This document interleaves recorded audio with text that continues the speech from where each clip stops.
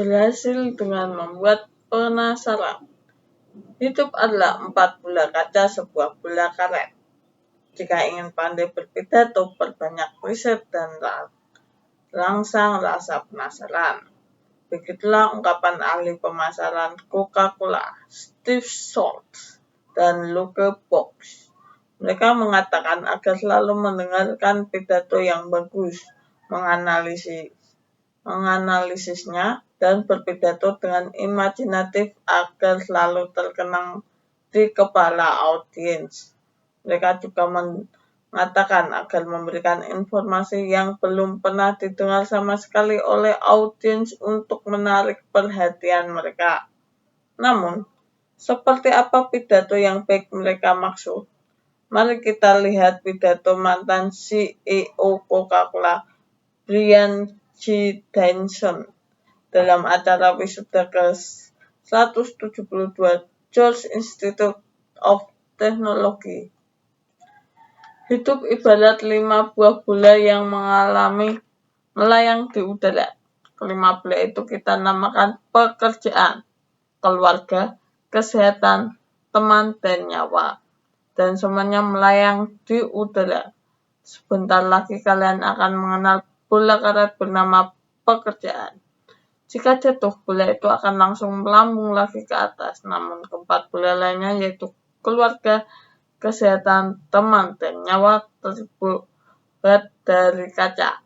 Yang jika salah satunya jatuh, maka akan pecah, tergores, meninggalkan parut, tidak bisa lagi dipakai, atau bahkan hancur berkeping-keping. Tidak akan sama sekali seperti sebelumnya. Maka sadarilah itu dan berusaha untuk menjaga keseimbangan dalam hidup kalian. Sungguh, pidato segar yang memancing rasa penasaran, yang menganalogikan hidup ini seperti pertunjukan sulap dengan 5 buah bola yang melayang di udara. Mendengar kalimat ini, audiens langsung membayangkan 5 buah bola yang tengah melayang di udara. Mereka pun menjadi penasaran dengan pidato kelanjutan kalimat tersebut. Sementara orang yang berpidato memperoleh kepercayaan diri dari sorot mata penasaran audiens dan bisa melanjutkan pidatonya dengan penuh semangat. Lalu muncul lagi ucapan dari luar dugaan. Kali ini tentang pekerjaan. Banyak orang bekerja keras supaya sukses. Bahkan mereka menganggap bahwa bekerja menempati nilai tertinggi dalam hidup. Namun ia justru mengatakan bahwa pekerjaan adalah bola karet yang dapat memantul kembali ke atas setelah jatuh. Sedangkan keluarga, kesehatan, teman, dan nyawa merupakan bola kaca yang akan hancur berkeping-keping dan musnah jika jatuh sekali saja. Sesudah bercerita sebanyak 3 paragraf, barulah ia menyampaikan pesan sebenarnya. Bagaimana? Jangan rusak nilai diri Anda sendiri dengan membandingkan diri dengan orang lain, sebab kita semua berbeda dan memiliki keunikan masing-masing. Bila Anda sudah mempunyai tujuan, jangan ikut apa yang menurut orang lain lebih penting. Hanya Anda yang tahu apa yang terbaik untuk diri Anda. Seperti yang Anda lihat, pesan ini sangat kaku dan datar. Jika menyampaikan pesan ini di depan, tidakkah pidatonya akan gagal? Belakangan ini banyak program pidato di TV, misalnya Speech 100% C di KBS One, Knowledge Sharing Concern I Love People di SBS, Star Special Lecturer Show di TVN, dan Only One Lecture in the World di NBC Event One. Apa yang membuat acara-acara ini populer di kalangan pemirsa? Sederhana, karena acara ini mengenalkan kisah yang baru dan menarik, yang sama sekali berbeda dengan kisah-kisah yang sudah umum dan lama. Penonton ingin memperoleh jawaban atas rasa penasaran mereka terhadap penulis dan kisah yang tidak dapat diperoleh lewat buku sekalipun. Sang pembicara pun menyampaikan kisahnya dengan hidup yang menjawab rasa penasaran para penonton. Kita ambil contoh para penampil di acara Speech 100% C KBS One. Kehidupan mereka masing-masing adalah kisah yang baru. Nenek mendaftar ujian kemampuan akademik, mahasiswa Seoul Universitas yang mendonorkan hatinya untuk transplantasi ayah saat kelas 3 SMA. Chef Cho Hyun Suk yang menunjukkan kepeduliannya lewat masakan. Drummer Kim Tae Hyung yang baru berusia 14 tahun dan masih banyak lagi. Di antara kisah-kisah tersebut ada pula yang berantakan dan tidak rapi. Sangat berbeda jauh dengan yang tersusun. Meski demikian, para penonton sama sekali tidak merasa keberatan untuk terganggu saat mendengarkan mereka. Mereka telah terbuai oleh kisah yang disampaikan para pembicara. Mereka terus menyaksikan dengan rasa penasaran tentang apa yang terjadi selanjutnya. Dengan menceritakan kehidupan mereka secara apa adanya, para pembicara acara Speech 100% C mampu memancing rasa penasaran penonton secara alamiah. Setiap orang akan berkonsentrasi pada cerita baru. Ada banyak pidato yang mengesankan, tetapi rata-rata pesan di dalam hampir sama tentang nilai-nilai universal seperti cinta, dedikasi, nasionalisme, pengorbanan, dan kedamaian. Hal-hal seperti ini akan menjadi sangat membosankan bila hanya disebutkan begitu saja. Namun, jika menggunakan bahasa Anda sendiri secara variatif, rasa penasaran audiens akan selalu terpancing dengan sendirinya. Lalu, bagaimana cara bicara yang membangkitkan rasa penasaran? Dibutuhkan proses persiapan yang detail, proses pengumpulan banyak bahan omongan yang dapat memancing rasa penasaran. Ada dua hal yang diperlukan. Pertama, Anda harus memupuk kemampuan observasi yang tajam terhadap dunia dan benda di sekitar Anda. Hal-hal yang sebelumnya tidak terlihat akan mulai tampak di mata bila Anda mulai memerhatikan sekitar dengan cermat dan hati. Arti benda-benda tersebut pun akan mengena di hati. Perasaan yang Anda peroleh melalui pengalaman langsung adalah harta berharga yang tidak dapat ditemukan di buku, televisi, atau koran. Mengambil referensi dari kisah Anda sendiri akan cukup memancing rasa penasaran audiens. Lalu, bisakah Anda membaca koran setiap hari? Saat membaca koran, Anda akan menemukan informasi yang menurut Anda dapat dipakai sebagai bahan saat berbicara. Masalahnya, dunia cepat sekali berubah dan informasi pun cepat kilat tersampaikan kepada publik. Berita yang kita ikuti dengan seksama seringkali sudah dibicarakan di tempat lain. Contohnya kalimat pembukaan dalam program radio. Jadi, membaca berbagai jenis koran setiap hari akan membantu Anda menyiapkan materi omongan yang selalu segar. Jika Anda bahan yang sudah dipakai oleh orang lain, maka singkirkan dan jangan dibahas lagi. Audiens akan menekankan telinga saat Anda kisah yang belum pernah didengar oleh siapapun. Audiens akan menegakkan telinga saat Anda ada kisah yang belum pernah didengar oleh siapapun. Jika ada yang bertanya tentang pekerjaan saya, menjadi orang yang menyenangkan dengan ucapan. 1. Satu pekerjaan saja sudah sulit, bagaimana mengerjakan beberapa pekerjaan sekaligus? Inilah jawaban saya untuk pertanyaan tersebut. Lihat saya mulai menjadi reporter saat SMA. Lalu sekarang saya menjadi pengisi suara, pembawa acara, dan penyanyi.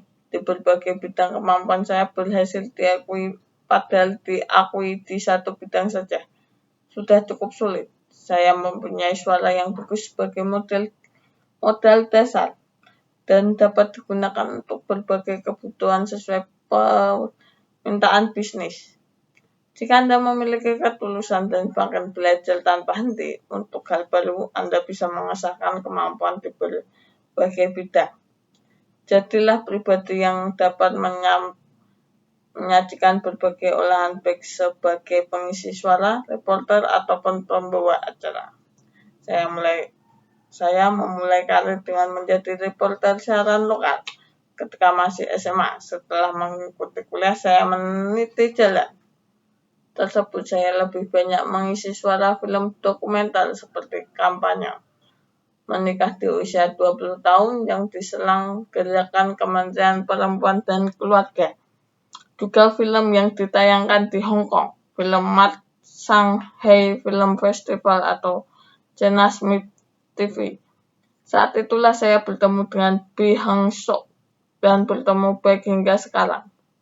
Mereka yang melihat keluasan saya dalam bergaul tidak membiarkan saya berhenti hanya menjadi pengisi suara.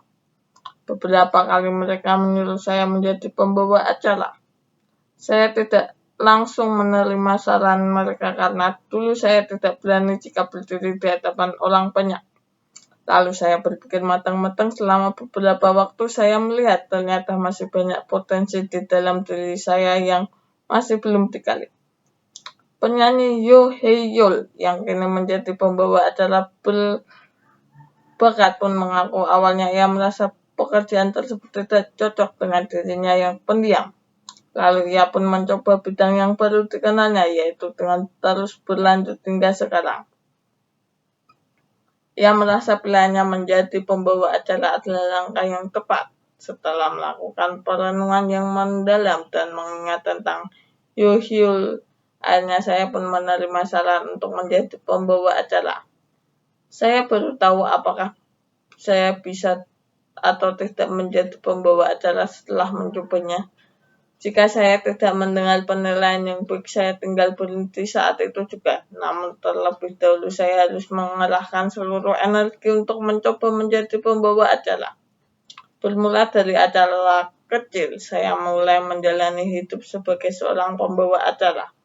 Walaupun banyak kesalahan-kesalahan kecil yang saya lakukan, tetapi secara keseluruhan saya mendapatkan penilaian yang baik.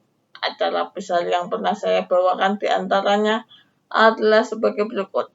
Perayaan Akbar Kemerdekaan 15 Agustus, Parade Budaya Nasional, peringatan 1 Maret, Festival Warna Seoul, debat Pilkada 4 Juni, Festival Dansa Korea, Cina, Jepang, pertunjukan musik dan konser Jeonseon, Festival OS, drama Jinju, konser K-pop Hallyu Jinju, konser 8090,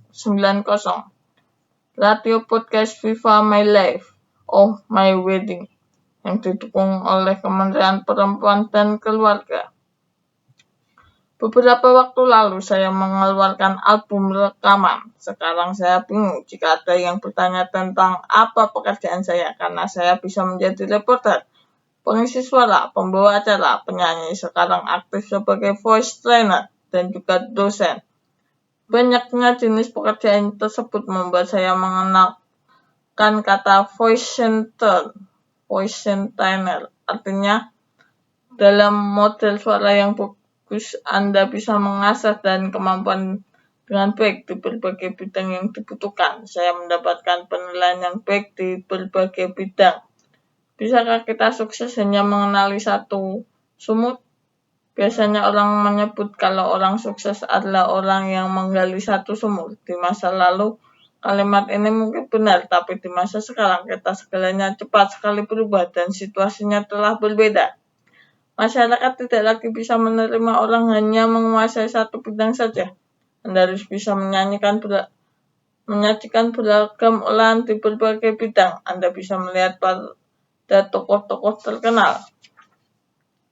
Kita bisa melihat An Seol Soo sebagai contoh. Ia adalah seorang dokter, pengembang vaksin, pengusaha, penulis, dan dosen. Beberapa waktu lalu ia memasuki dunia politik dengan berpijak pada kesuksesannya selama ini.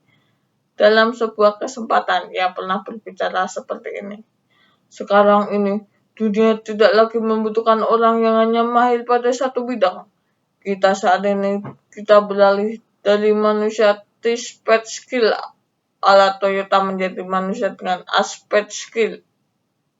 Manusia dengan T-Shaped skill, tidak hanya mengalami satu bidang, tapi juga bisa memiliki pengetahuan di bidang lain. Mereka memiliki keahlian mendalam dalam bidangnya, tetapi diiringi juga dengan pengetahuan pada bidang lain yang terkait unsure. Kemampuan ini saja tidak cukup, perlu ditambah dengan kemampuan komunikasi yang ia sebut dengan aspect skill. Dengan melihat isu yang baru ini ikut serta dalam pemilu, kita bisa mengetahui satu hal. Seorang calon pemimpin harus menjadi multi-talenter yang paham mengenai segala hal. Bagaimana dengan Chef Cho Yun Suk yang belakangan ini sedang naik daun? Pada dasarnya ia adalah seorang juru masak yang luar biasa, ditambah lagi ia memiliki sesuatu yang tidak dipunyai chef lain, yakni pertunjukan menghibur. Anda akan tersenyum sendiri saat melihatnya menabur lada dan garam dengan gerakan badan yang berlebihan dan tidak biasa. Ia menambahkan rasa pada masakan, konsumen menjadi tertarik untuk mencicipi masakannya karena melihat aksinya. Oleh karena itu ia pun dijuluki sebagai chef trainer.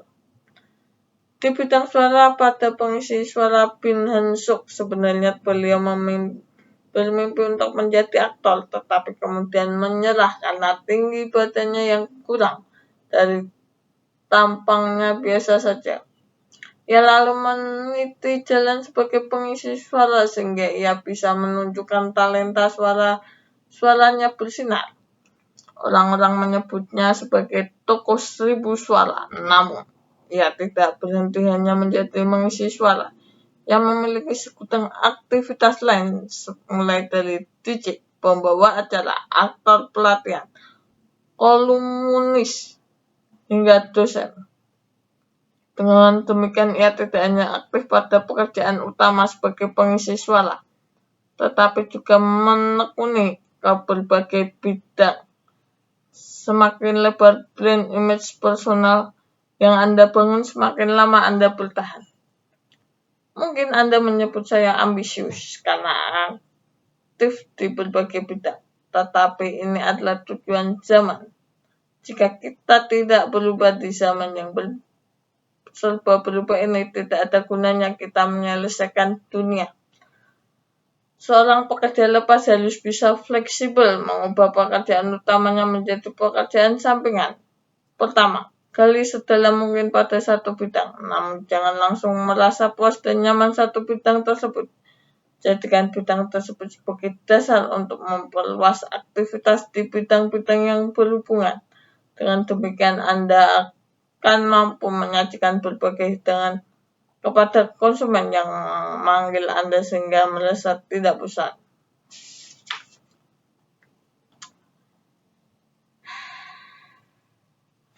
Ya, itu tadi adalah beberapa cuplikan dari buku Bicara Itu Ada Seninya dari Oh Soo-hyang. Ini dia. Terima kasih sudah mendengarkan. Sampai jumpa di